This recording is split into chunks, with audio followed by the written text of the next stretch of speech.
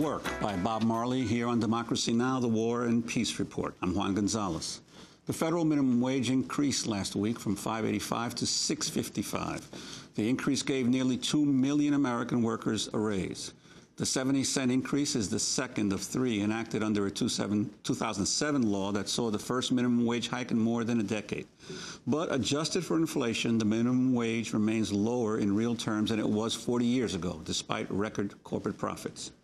A new book by the New York Times, the labor reporter Stephen Greenhouse examines how much of the American workforce is working more but earning less. Wages have stagnated, health and pension benefits have grown stingier, and job security has shriveled. The book is titled The Big Squeeze, Tough Times for the American Worker. Stephen Greenhouse joins us here in the Firehouse studio. Welcome. Nice to be here, Juan. Amazing book, Steve. You've traveled all around America, obviously, as a labor reporter for the New York Times, and you take us into all kinds, not just the factories, but the Silicon Valley jobs, the service jobs, to give us a sense of what is happening to the everyday worker. We all love Barbara Ehrenreich's book, Nickel and Dime, and I felt I'm going to try building on that, and I really try looking across the board what's happening to the nation's workers. And I look at, farm workers, I look at Microsoft workers, I look at, factory workers whose jobs are disappearing to Mexico, and I look at, software engineers at Hewlett-Packard, at some other places, that have lost their jobs to India. I look at, janitors in Houston who, I focus on one janitor in Houston who, after 10 years, was making just $5.25 an hour. I write about a Dominican worker in Brooklyn who works 11 hours a day for just $35 a day. The whole panoply of what's happening to show that there's this big squeeze on the nation's workers where, as you were just saying, wages have been flat, health and pension benefits are getting worse. At the same time, corporate profits have, gone up very, very nicely. Employee productivity has gone up 15–20%, yet wages have been flat. Plus, companies are pressuring workers, to work harder and harder. The health insurance situation. I think you had a starting story about one worker, a security guard, who had caught many shoplifters at his store. He hurts himself in the process of capturing one of them or arresting one of them, and then ends up being fired because now he requires medical treatment that his employer doesn't want to give him. The impact of the health insurance crisis on America's workers. I write about this worker, Mike Michelle, who works as a security guard for a Walmart in Texas, and he was a great security guard. He caught 180 shoplifters over a 2-year period. One day he runs out into the parking lot to chase after someone who's using stolen checks. The woman's accomplice floors the accelerator, hits Mike, messes up his back, breaks his kneecap. Mike asks for a few weeks off because he needs surgery on his knee. He applies to workers' comp, and boom, he's fired. And this shows how companies sometimes retaliate against people who file for workers' comp, and that's part of a broader health crisis in the nation where, since the year 2000, even though we've had pretty good economic times until the last few months, 9 million more Americans are out of work than was the case in 2000. So now almost 50 million Americans, nearly 1/6 of the workforce, is uninsured. And you think how crazy that is in ways. We're the world's wealthiest nation, yet 1 in 6 workers are out of work. And another, health statistic that surprised me when I was researching the book was the United States spends about $6,500 per person for health coverage, which is more than twice what France and Germany spend, about 2.5 times what Japan spend. Yet, they have universal health coverage. They have longer lifespans than Americans. Yet, we spend twice as much, and 1 in 6 people are uninsured. So something is badly broken in the health system. Now, given the record corporate profits that we've seen and the relative prosperity of so many American companies over recent decades, why is it, do we have this continuing spiral downward in terms of the living standard of the average worker? If there's any one theme in my book, Juan, it's that things are out of whack, out of balance in the workplace. That corporate profits have hit record levels. Employee productivity has really zoomed upward 15–20% over the past 6–7 years. Yet, wages have gone nowhere. Corporate profits as a percentage of overall national income have hit record levels, and wages as a percentage of income, national income have fallen to the lowest level since basically the Depression.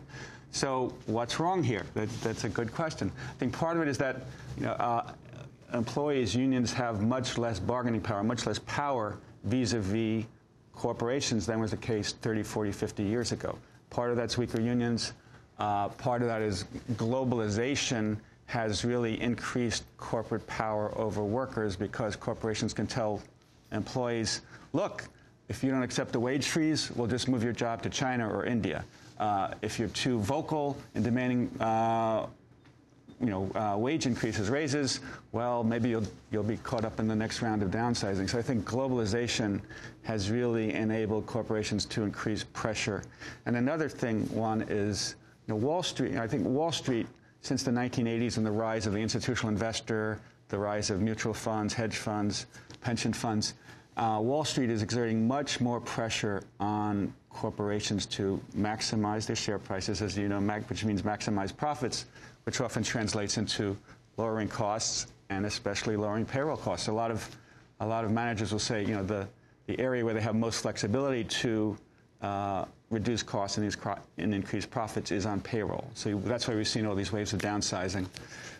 One of the things that I've often wondered about, especially over the last 20 years, is as we've both covered the labor movement for many years, and is that the impact of the lack of alternatives on the world scale. That it seems that during the period when there were a considerable number of socialist countries in the world, for all their problems that these countries had, they at least provided an alternative vision of the kinds of society, how workers would be treated. And as a result, the capitalist countries almost had to provide more benefits to their workers to prevent them from trying to institute a socialist society. So that in essence, once the socialist camp collapsed, the Western capitalists felt that pretty much, hey, we don't have to worry about our workers taking any other road, so we can do whatever we want with them. It seems to me that in some degree, one benefit to us in the United States and Europe by the existence of the Soviet Union and China, all these others, was that the governments had to be more careful about how they treated their workers. Any thoughts on that? I kind of saw there are three camps. There's like the American, almost extreme free market model. There was the Western European kind of social democracy model, and then there was the socialist communist model of China, Russia. So that model has kind of fallen, the lesson has kind of fallen by the wayside, but I still think, there's a very strong Western European model, which still remains quite different from the American model. And you speak to a lot of, union people here, liberals here, progressives here, they say, well, we should have a lot more what Western Europe has. In researching the book, I was kind of surprised, even shocked, that the United States is the only industrial nation without universal health coverage. We're the only industrial nation without, actually one of the very few nations in the world, one of 4 nations in the world without paid maternity leave. We're the only industrialized nation without a law saying everyone gets X number of vacation days. And in the European Union, the 27 nations, every worker is guaranteed 4 weeks vacation.